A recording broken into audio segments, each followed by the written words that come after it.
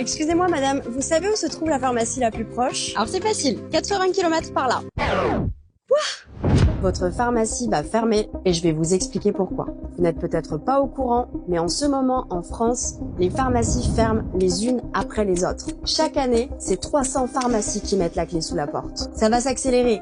6000 communes en France n'auront plus de pharmacie bientôt. Comme vous le savez, la France est endettée. Le gouvernement cherche à faire des économies partout, et notamment sur la sécurité sociale. Résultat, il baisse au maximum le prix des médicaments. Sur le papier, on se dit « Super, je vais payer moins cher mes médicaments ».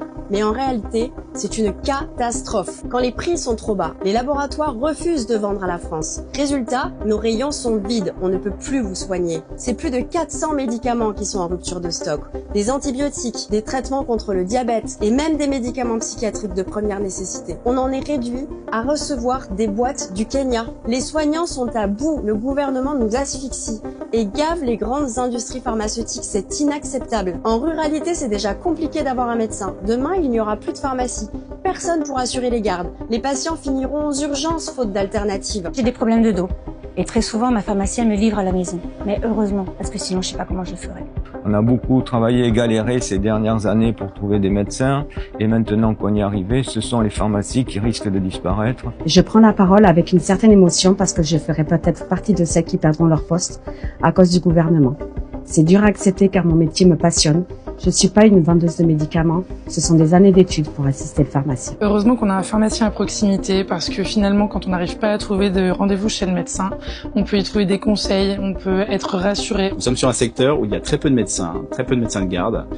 Nous avons à la pharmacie une télécabine qui fait de la visio et elle est utilisée tous les jours par nos patients. Je suis aussi infirmière libérale. D'un point de vue professionnel, c'est pas possible d'aller chercher les médicaments de nos patients à plus de 50 km de là où ils habitent. Mais comment voulez-vous que j'y aille? Demandez aux voisins, vous pouvez m'emmener s'il vous plaît? Même en payant l'essence, ils vont me répondre quoi? Nous, pharmaciens, on sera en grève le 18 septembre. Les citoyens sont appelés à la grève aussi. C'est le même combat, un combat pour défendre nos droits, notre santé, notre pays. Les citoyens aussi doivent agir. Signez les pétitions pour sauver vos pharmacies. Si vous ne bougez pas maintenant, demain, il sera trop tard. Vous vivrez dans un pays avec un système de santé à l'américaine. Je soutiens les pharmaciens dans leur grève. Je soutiens les pharmaciens dans leur grève. Je soutiens le pharmacien qui fait grève. Soutenez-nous pendant la grève. Je soutiens les pharmaciens pendant la grève. Je soutiens les pharmaciens en grève. Je soutiens les pharmaciens qui font grève.